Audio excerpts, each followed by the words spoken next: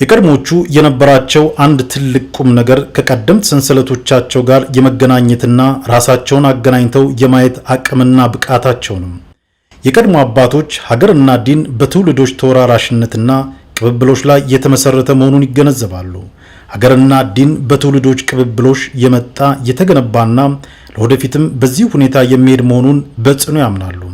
በመሆኑም ዲኑን በመጠበቅ ለትውልዱ ያደረሱ አባቶቻቸውንና አያቶቻቸውን ያስታውሳሉ፣ ይወዳሉ፣ ያደንቃሉ፣ ያከብራሉ።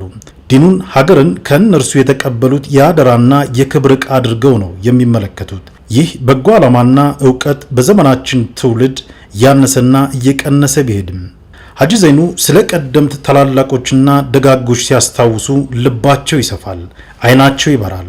ስለ ቃጥባሪ ሼህ፣ ስለ ወለኔ ሼህ፣ ስለ አም ሼህ፣ ስለ የወለጌ ሼህ፣ ስለ አብሬት ሼዎች፣ ስለ አንይ ዳና ገታና ሾንኬ ሲያወሩና ሲያነሱ ልብን ያንጠለጥላሉ።